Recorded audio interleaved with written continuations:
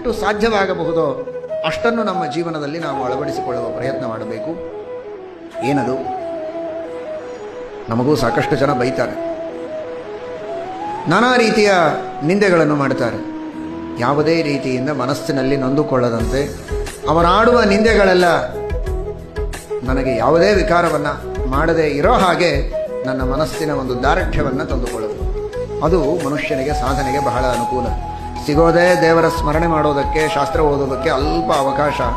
ಅದರಲ್ಲಿ 4 ಜನರಿಗೆ ಬೈಯೋದಕ್ಕೆ, ಇನ್ನೊಬ್ಬರು ಬೈದದ್ದಕ್ಕೆ ತಲೆ ಕೆಡಿಸಿಕೊಂಡು ಸರಿಪಡಿಸಿಕೊಳ್ಳುವುದರೊಳಗೇನೆ ನನ್ನ ಆಯುಷ್ಯ ಕಳೆದರೆ ನಾನು ಯಾವಾಗ ಸಾಧನೆ ಮಾಡೋದು? ಯಾರು ಏನು ನಿಂದೆ ಮಾಡಿದರೂ ಕೂಡ ಸಂತೋಷ ಪಡಬೇಕು. ದಾಸರ ಹೇಳೋ ಹಾಗೆ ನಿಂದಕರಿರಬೇಕಿರಬೇಕು ಅಂತ. ನನ್ನೊಳಗಿದ್ದು ತತ್ವಾಭಿಮಾನಿ ದೈತ್ಯರು ಏನೇನು ಪಾಪಗಳನ್ನು ಮಾಡಿಸಿದ್ದಾರೆ, ಆ ಪಾಪಗಳನ್ನು ಕದ್ದು ಒಯ್ಯುವುದಕ್ಕೆ ಇವರು ಬೈತಾ ಇದ್ದಾರೆ. ಬೈತಾರೆ ಅಂದರೆ ನನ್ನ ಪಾಪಗಳನ್ನು ಕಳೀತಾರೆ, ನನ್ನನ್ನು ಶುದ್ಧರನ್ನಾಗಿ ಮಾಡ್ತಾರೆ ಅಂತ ಸಂತೋಷ ಪಡಬೇಕೇ ಹೊರತು ದುಃಖ ಪಡಬಾರದು.